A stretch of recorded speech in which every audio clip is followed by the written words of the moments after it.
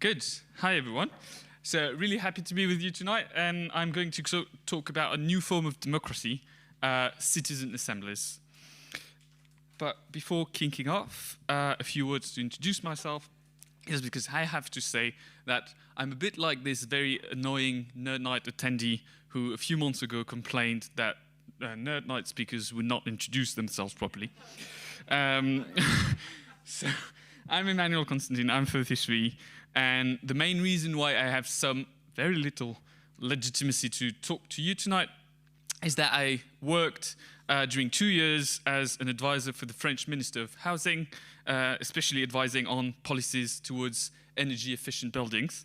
And during these 2 years, I had the great opportunity to follow the work of the French Climate Assembly and to work even more closely on the climate law that derived from it.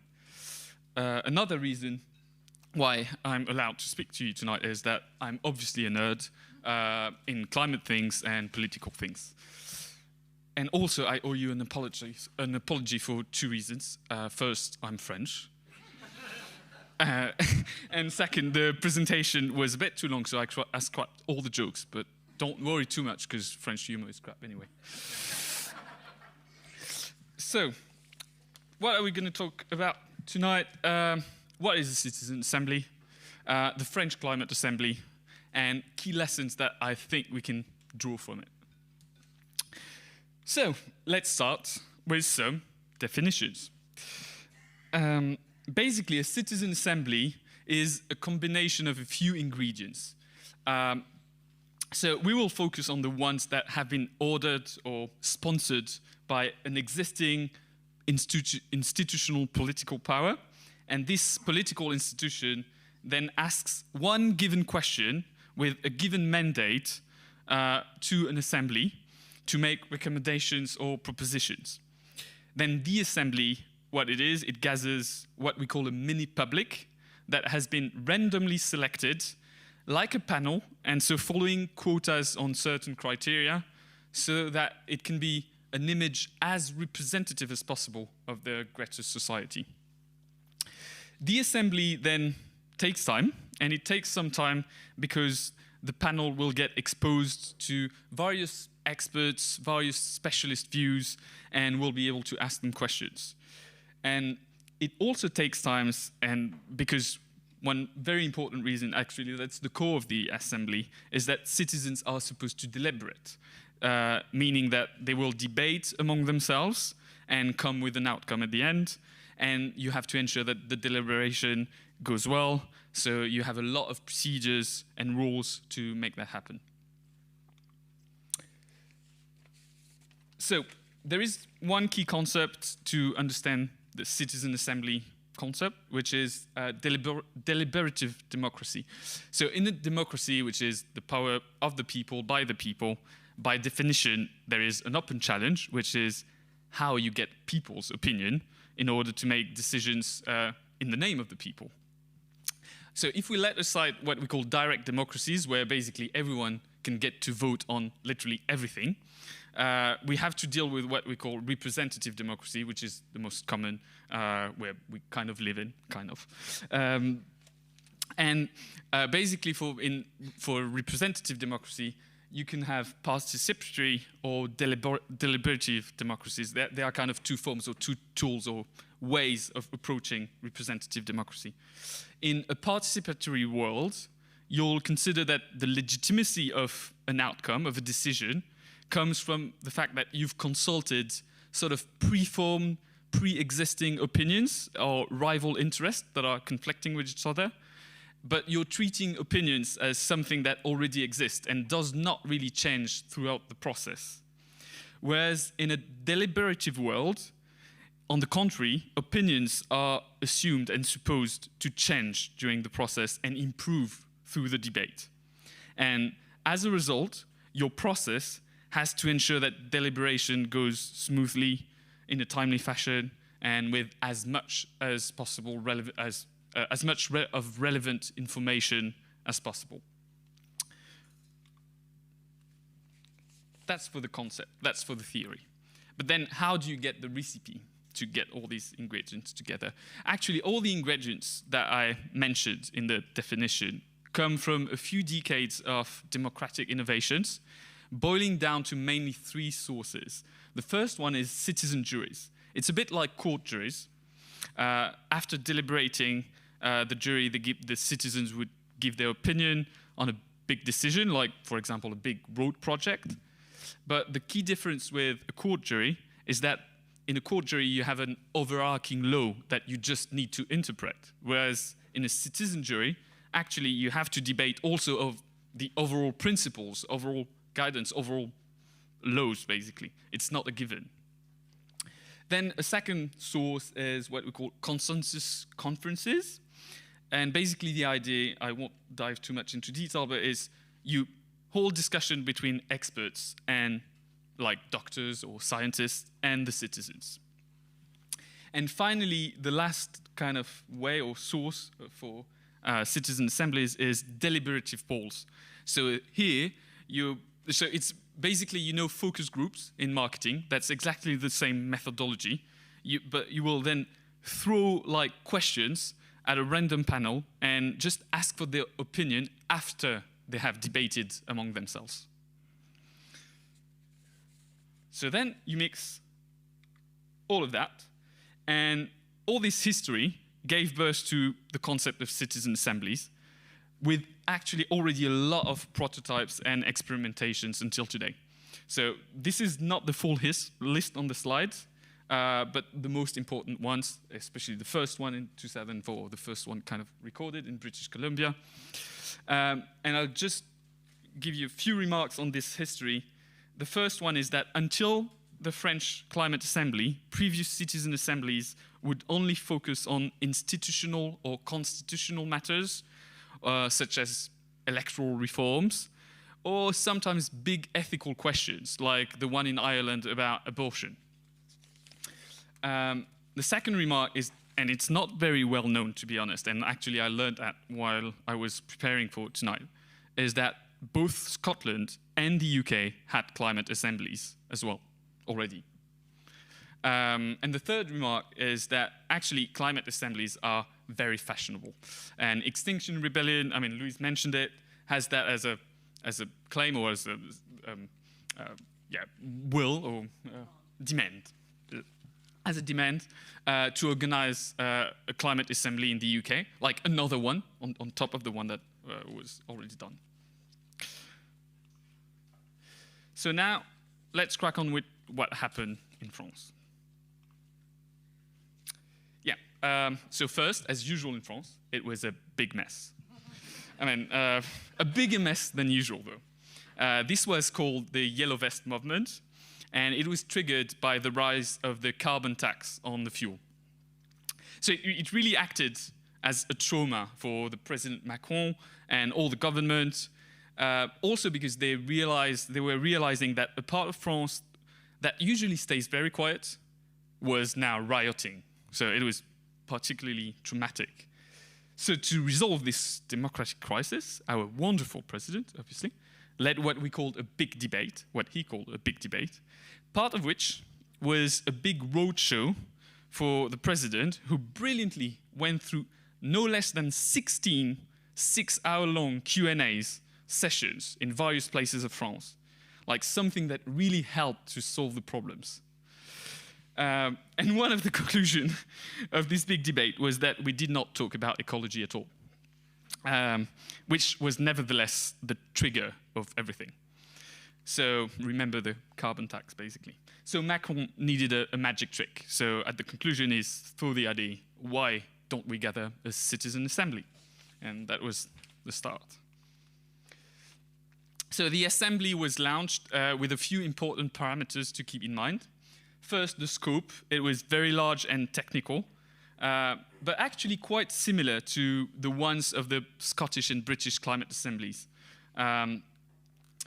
Also, there was a very ambitious bar to rise to. I mean, the citizens were asked to propose turnkey amendments that could be passed straight into law. Like, that's a very refined degree of recommendations. And this is very unique, a very unique request in whole the history of citizen assemblies. And obviously, this request had to come with a very unique commitment as well. The president committed to take all the proposals and give them without any filter, like no filter, straight to the parliament, that was then supposed to decide whether to retain them into law or not. Then a bit more usual, the setup is described on the slide, but basically you had 5 subtopics, which are pretty similar, again, to the ones you can see in the Scottish and British reports to basically break down the climate question into subtopics. And I had the pleasure to follow and work on the 4th one, about where people live and basically how we make our buildings more carbon efficient.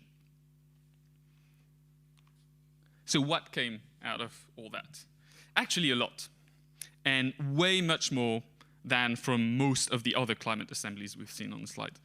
The citizens made 150 proposals, not all turnkey amendments though, but a lot were. And the government prepared a law, like a dedicated law, and had it passed through parliament.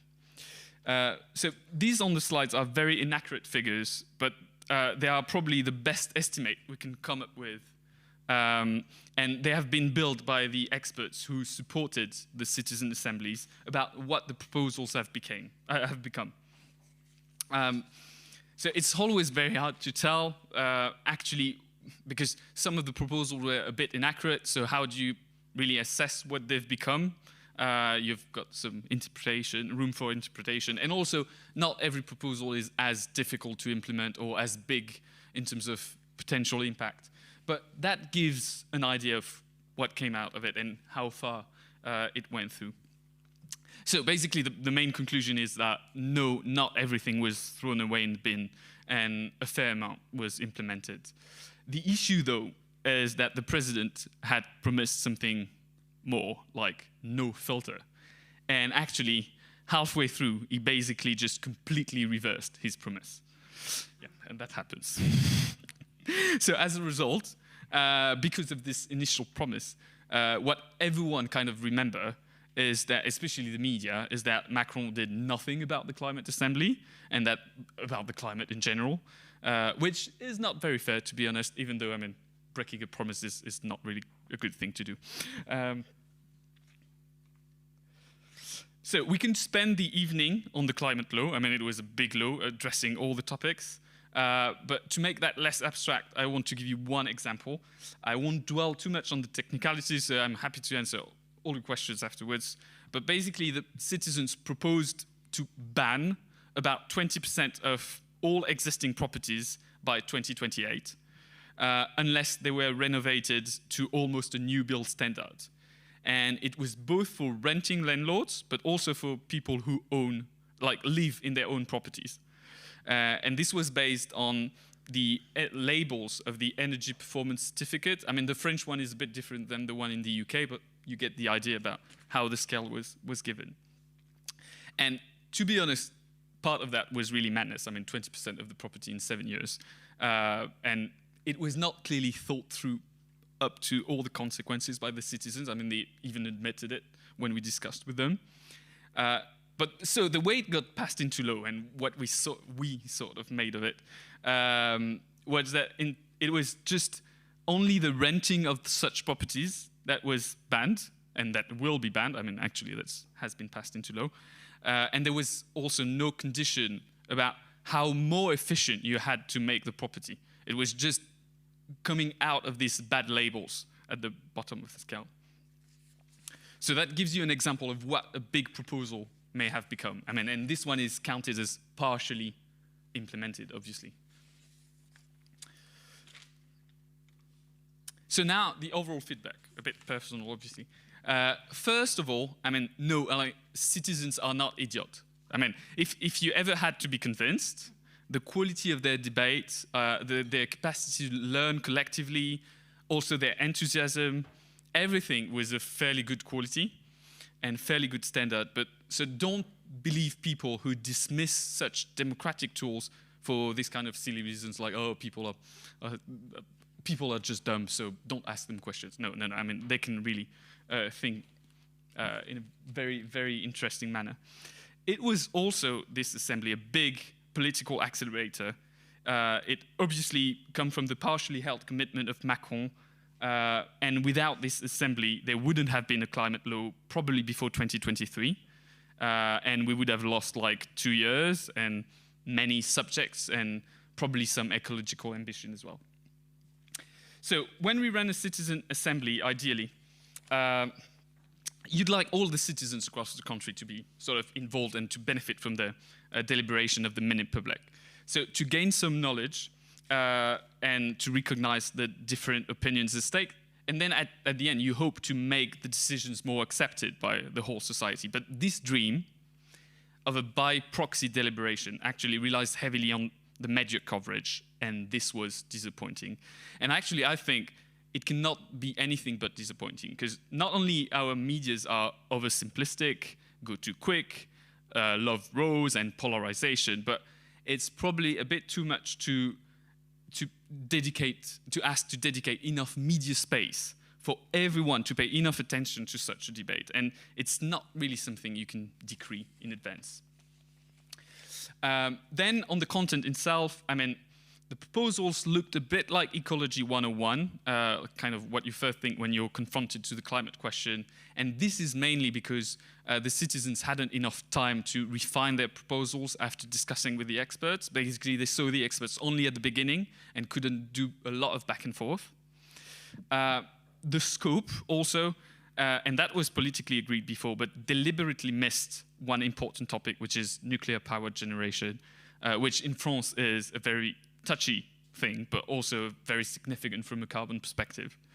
But more importantly, there was one big elephant in the room. I mean, no one talked about fiscal policies and financing the measures.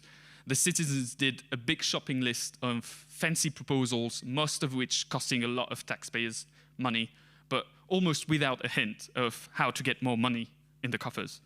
And when the citizens mentioned the fiscal issues in the footnotes of their report, without even realizing, actually, they were actually advocating to recreate the carbon tax, but 4 times bigger, which was precisely the subject the citizens themselves had decided to make a taboo right at the start of the assembly because of the Yellow Vest movement. So that's a bit tricky. And this very problematic thing, like elephant in the room, is also something you can see, or rather not see, in the British and Scottish reports, to be honest.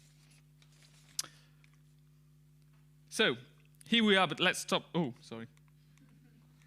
Let's stop talking about French things for a minute. So firstly, citizen assemblies, like general lessons, are a new tool in the big democratic toolbox. Very good tool in the sense that it can provide a lot of unbiased insights about how policies are perceived by citizens, how they relate to the deep preference of our society. In a way, they look like a bit like Parliament, a temporary one. But the very important reason we shouldn't confuse them with Parliament is that the citizens in the panel have no accountability, contrary to MPs. I mean, so you can't ask the citizens to control the government because you can't hold them accountable afterwards. But then limitations. It's very interesting, precious tool, but for a few limitations, practically, it's very lengthy and costs a lot of money, so you can't do like very often. Secondly, the expectations have to be managed and boundaries have to be set. You can't make the assumption that the panel's deliberation will benefit to the whole society. We've talked about it. But also you can't ask the citizens to judge about what the outcome of their assembly has become. I mean, that belongs to another scope, that belongs to Parliament or to the general public. But you can't be judge of your own work in a way. And it's out of their mandate. And also, I mean, as a result, I mean, you have a lot of open questions when you run a citizen assembly. I mean, the most important one is the scope. If it's too broad, too technical, then the recommendations won't be relevant enough. And then how you deal with fiscal policies, which is a very technical subject. So personally, I think we should try to ask citizen assemblies more to react to options, policy options, and to answer more closed questions rather than to make proposals. And ethical questions are kind of probably more appropriate fields for citizen assemblies. And typically that is what has been done in this year, like in France, with another citizen assembly about how to regulate the end of life and the debate around assisted suicide. And of course, another thing important, you need to get your political commitment right before the assembly, and you have to stick to it. That's what Macron clearly messed up about. And you have to explain what kind of steps, what kind of sequence the assembly belongs to, like what is before, what is after parliament. Because basically it's a new tool, but it has to be seen as part of a toolbox with other tools of representative democracy, and that's how the sequence can work smoothly. So that's for the feedback. I won't bore you too much with this very French bibliography. I owe a lot to the first book, actually, and the second one is just an advertisement for my own book, where I dedicate almost 5 pages to the French Climate Assembly. So, now it's question time.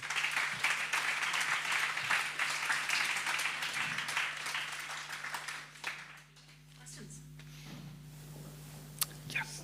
So in terms of the, I think it's a really interesting idea in terms of the formation of the assembly, because there's not very many people actually in the big scheme of things. How are they recruited? Yeah. And like, how do you ensure that that balances? It's a very good question about how people are recruited to take part in the assembly and how you make sure that this mini public is still representative enough. So basically you work like when you do polls, you have quotas on different criteria. So it means that you have to decide before the assembly what criteria you want to recruit people on. You can't have like 10 or 15 criteria, because otherwise it makes it statistically impossible to have everything right.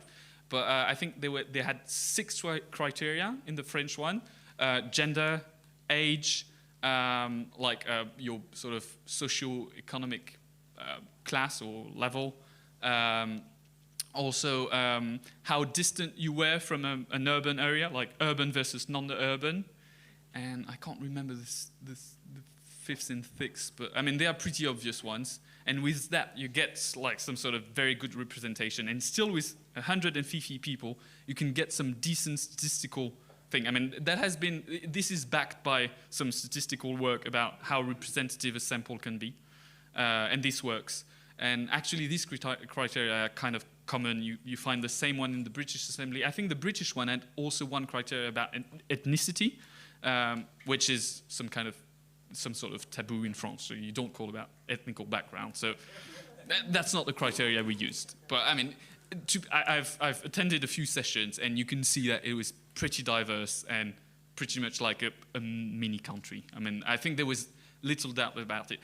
Maybe the biggest challenge is, so people are recruited, I mean, you phone people and you ask them if they want to take part in. And the biggest bias you want to avoid is to have only people who are genuinely motivated by climate questions. So one of the criteria can be, like, how do you feel about climate questions? Do you feel involved? What's your sort of first thoughts or first opinion, so that you get something representative? But actually, not a lot of people did decline. I mean, it's a bit like juries. You can't it's not that you can't decline it, but not a lot of people declined, and so that went well. But that's probably the biggest thing to be aware of when you select the panel. Yes. Over there. Oh. Yep. On people are idiots. People are not necessarily, we know that people can be manipulated. When it comes to, and I think a sensible thing is like present options rather than just blank piece of paper, how do you control how is it decided who presents options, and how do you guard against, especially when our government, we know, is not above just straightforward lying. Yeah. How do you guard against that when you are Okay. You're very gentle to call that a government, by the way. I know it's a safe place to say this kind of thing here. Even the Tory conference is a safe place to say this kind of thing here. Yeah, so I should repeat the question. So how you make sure that the experts are kind of balanced, and that even if citizens are presented with options, like it's done in a fair way.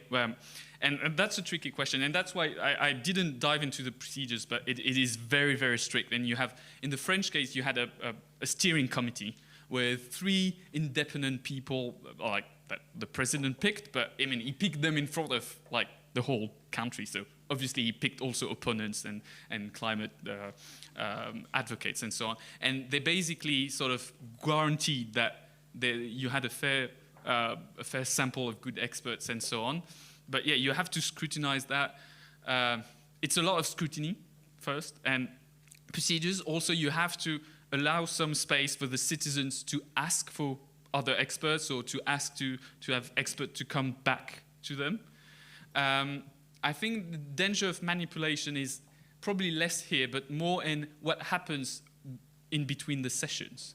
What kind of contacts and discussions the citizens can have, or can they be even approached by people? And in the French case, it's very interesting that you could see that basically climate NGOs or environmental NGOs were really good at lobbying the citizens. I mean, that's their job. I mean, they have a know-how in that sense. And also they took the thing very seriously. Whereas lobbyists from big groups of interest, like typically like the aerospace industry or so on, they kind of despised it. So they didn't put too much effort to approach the citizens. I mean, they wouldn't have known how to do it anyway. And so at the end, you could feel that there was a bias in the proposals, because some of them were kind of copy-pasted from like the demands from NGOs. And they were really copy-pasted like up to the detail. So you had this kind of thing. It was, I would say it was not too much, but still it felt like the proposals were a bit déjà vu, or some of them. But that's a really difficult to address, to be honest, because the citizens, they have their lives. I mean, some of them were then followed by the local media. They were asked to give speeches, like in between the sessions, like before the assembly was finished. And so you have this to master. And that comes also with how the assembly is organized. If you set the rules clearly, if you create the spirit for the 150 people to say that's your mission, you should always take a step back and so on, it kind of works. I mean, everyone is human and you have different behaviors in the assemblies, but it kind of worked. Yes? Yeah, do you feel that this is just a band-aid for the actual political process? Do you think something like proportional representation will actually make sure that Parliament itself can do all of this rather than having this kind of band-aid? Yeah. So the question is it kind of a bondage for another way of, I mean, shouldn't we go for proportional representation in Parliament to solve this representative issue? Actually, personally, I'm rather pro-proportional representation, or maybe not fully proportional, but with a strong doses. I think in the UK it would be revolutionary, but I mean, actually, this UK system in that sense is really extreme. The French one is kind of extreme, but a bit less, but still no proportional. So yes, it can improve because you can have more various groups in Parliament. But still, what you don't catch with MPs is you don't get a feel of how, like, citizens that are not exposed to something can then digest something, can get question the deep preferences of everyone and how it resonates. I mean, when you look at how MPs work, I mean, they have a lot of biases. One of them is that they are subject to a lot of oversight. They have staff to work with them, which is really great, because it means that they can dive more into the subjects. But I think you get something else, basically, from these assemblies. That's complementary.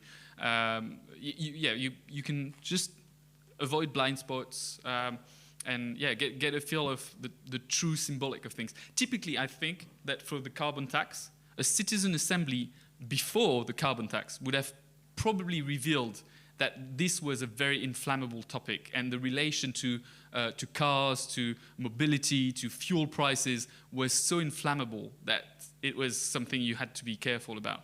And that's something that the MPs didn't really see, because from a technical point of view, it kind of made sense to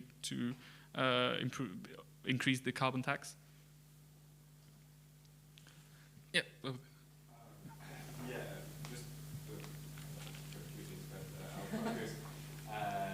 So when you put like where the citizens' assemblies are coming from, I did notice kind of a very specific bias.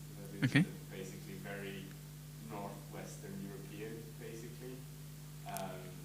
In the areas where, how do you promote that in areas where it's less common? And Yeah. like people will consider you insane, like it's less So basically, in the list of citizen assemblies, I can go back to it. You've got almost only Western countries, actually only Western countries. I mean, first of all, it's only the first one, so now you've got a lot more, and I assume that some non-Western countries have taken this concept on board. So how you make sure that you can export this concept, or I don't know if exporting is the right term, but you can have that living in different political contexts. I think coming back to one of the first points is really linked to representative democracy. And representative democracy kind of was born in the Western countries, and most of representative democracies still are in the Western part of the world. And I mean, if you don't believe in representative democracy, I mean, you don't do citizen assemblies. Either you've got direct democracies, and like in small countries, or like in Switzerland, you've got a lot of referendums. That's another way to shortcut it. But then, as soon as you want to represent the people, you've got to think of ways of representing them. And there are many ways, and this one is a sort of new one, and it's fairly recent. So I don't know if that answers the question, kind of. Yes, please. Is there a certain level of education in a specific topic that these citizen assemblies put together that you need to have before you're included? Or are people who just are allowed to be reactionary to certain topics brought in as well? So, the question is, was there or is there a like minimum educational level for the citizens on panel to come in the assembly to be able to debate and so on? So there wasn't, obviously, and I think that's really part of the thing that there isn't, because you want, again, a mini-public that is as representative as possible of the true society. But that's the good surprise, and that's where citizens are not idiots, is that even people with not fantastic educational background and no education at all, basically, they were clearly able to take part in the debates and to understand what the experts were saying. And that's also about the rules. When you set up all the rules to have this deliberation between the citizens, you have to be very careful that about how people are listened to, that everyone is given a fair amount of the speaking time, and so on, because people with a lower educational background will be shyer on average and will refrain themselves, won't feel legitimate. So you want them to feel as legitimate as the others. But that clearly worked. And then because you've got techniques about how to communicate, how to make people communicate peacefully and equally, that worked. Last question, make it a good. Yes, please. Yeah. On the point about the lack of fiscal viability, do you think that is a failure of citizens' assemblies and something that will have to be incorporated in them in the future, or do you think that it's important that they are kept siloed, separate, and dealt with a specific topic? Yep.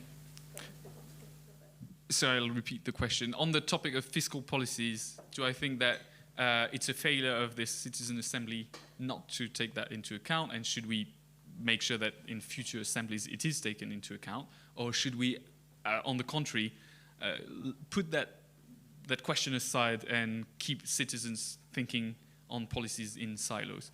I'm clearly of the first one.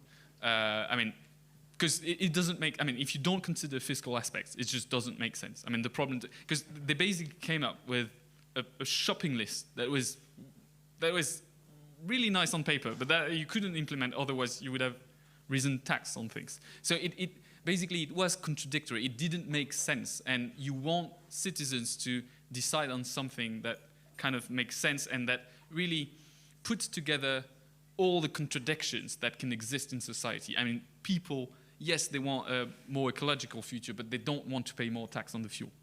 And if you don't give that contradiction to the citizens to debate about and to debate in details, then you don't really get what you expect from the assembly and from this debate and deliberation. The tricky thing, though, is I think fiscal questions, and as soon as you try to sort of put amount in front of every single measures, it can very quickly go technical, take a lot of time and expertise, and then the citizens will propose things, and they will ask you to kind of budget for them, and you'll have 2 months of work of the administration to get back to them and say that's how much it costs and that's what the effect could be. And I think that's the tricky thing, is it's probably too big to fit in that framework. I mean, that's a personal view, and that's why I think that questions which basically can be thought without any fiscal impact are way more adapted to citizen assemblies, especially about ethical questions, because it's really about what a society prefers when they debate around an issue, or also electoral systems. But yeah, I think climate is really difficult to tackle with citizen assemblies, and especially for that fiscal and economical issue.